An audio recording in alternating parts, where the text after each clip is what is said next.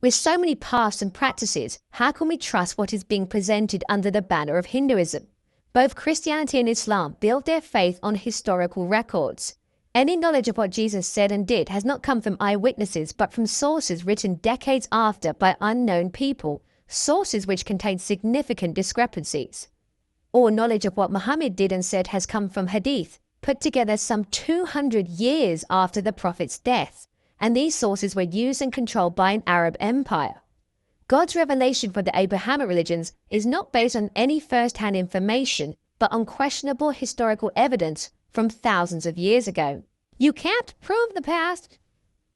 You can only give evidence for the past, and some evidence is more certain than other evidence. Truth in Hinduism, however, is ultimately not founded on anything historical. In fact, one could disprove every historical event and Hinduism would still stand. This is because truth is not an event, but the highest experience of life, where one realizes their true relationship with God.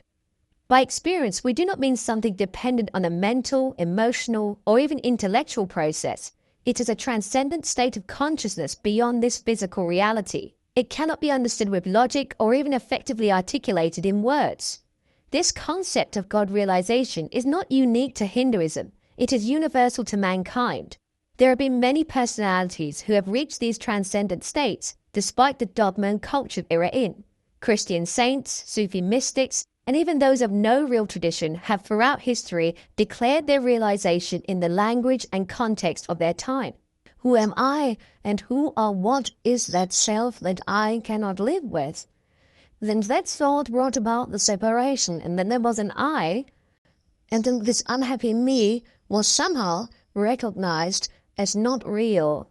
But how do we attain such a realization? In order to achieve a supreme goal of life, like science, Hinduism proposes the hypothesis, lays down the method of testing the hypothesis, and then leaves it to the individual to draw their own conclusions. The whole culture of Hindu practice rests on this principle, from rituals which manifest wealth to practices and techniques which elevate one on their spiritual path. One is invited to engage in practice and witness its transformative effects. Hinduism ultimately offers the prospect of first-hand realization of God and not just vain beliefs. The different rishis and masters have declared their experience of the ultimate. They have laid down the system of philosophy and practice behind it, and this allows any seeking individual to find that truth for themselves. So not only is it first-hand, it is reproducible to everyone and universal to all of mankind.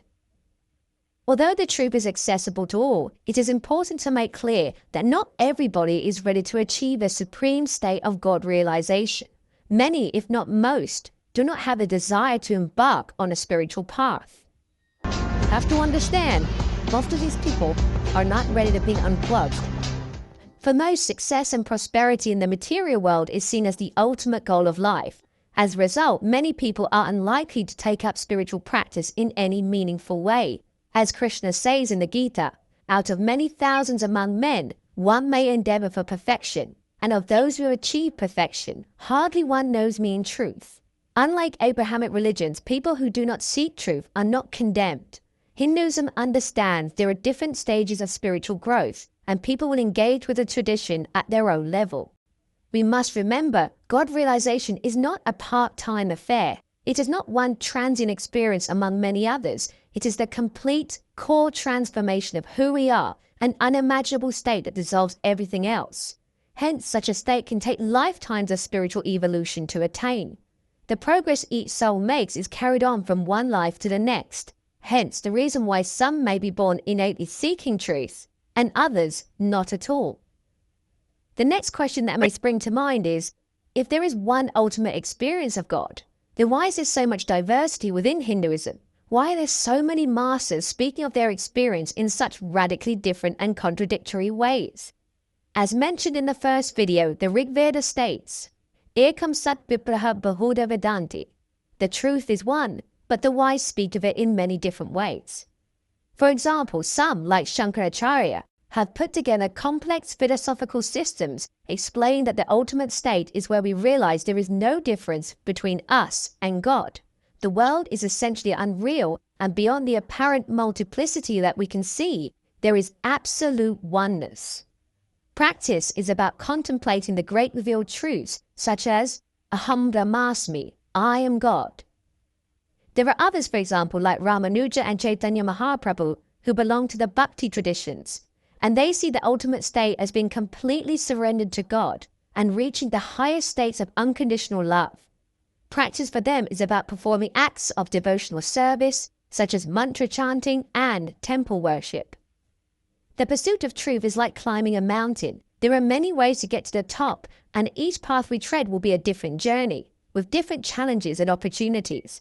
Choosing which of the many paths to follow is essentially what suits the individual.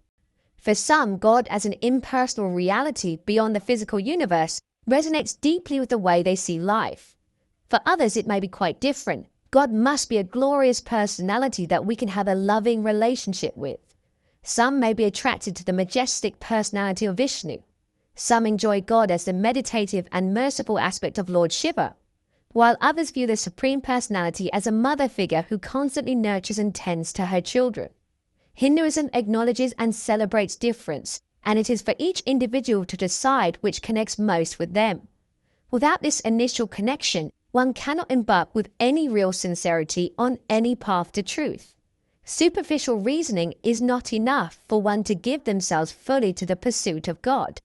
One must have an inner attraction to the perceived goal that propels them along their path. So it is the experience of different masters and gurus that underpins Hinduism. They have reached the top of the mountain, and from there they shout down the experience and method of how to gain what they have. The way up the mountain can be very different depending on which path one takes. Their teachings and interpretations of scripture are a roadmap which describe the path and, most importantly, identify the different signposts along the way to the top. The signposts act to instill confidence in the seeker that they are on the right path. But scripture and teaching is just one aid along the path. Another source of authority is that of the spiritual master. A living, enlightened master is one who embodies the highest experience and therefore becomes an authority in guiding the spiritual seeker along the way. He has not only realized the truth, but also knows what is needed for that individual to reach that truth. Whereas scripture may provide a general direction, the master is one who knows the right prescription for each disciple. The exact role of the guru will be discussed in future videos. When looking for truth, therefore, Hinduism offers both scripture and the master as authorities. But again, we must state that the spiritual path is experiential. As a result, it is one's own personal revelation that will also provide answers. As one grows and evolves on the path, the ability to discriminate between our lesser limited nature and our higher divine nature becomes clearer. Wisdom and insight begins to dawn. Our consciousness develops, and we become more responsible for our development. Both Christianity and Islam reject that we can rely on our own personal authority. Authority for them must come exclusively from scripture. Human beings cannot be trusted. Like a child in a sweet shop, they declare that if we make ourselves our own authority, then we will descend into chaos. But the reality is, we cannot get away from relying on our own authority.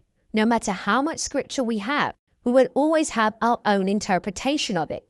Hence why we see so much variety in Christianity and Islam. There are extreme and liberal forms of both religions. Even to choose any religion in the first place, we must trust our own conviction.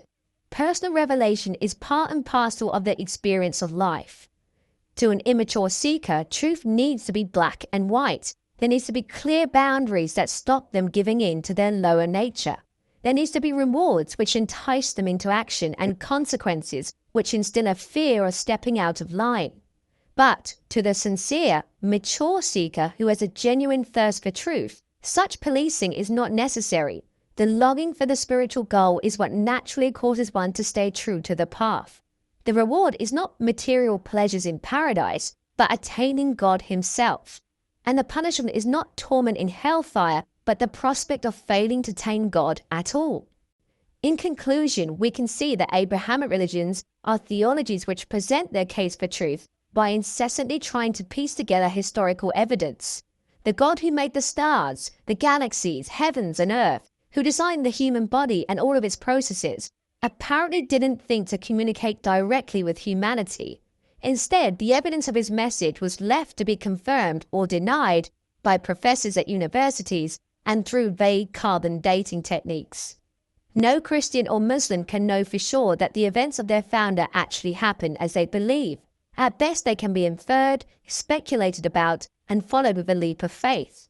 Hinduism, however, builds its case on the results of spiritual practice. It offers first-hand direct experience of the ultimate reality, whereas Abrahamic religions insist that they have all the answers to truth in their book. Hinduism often does the opposite.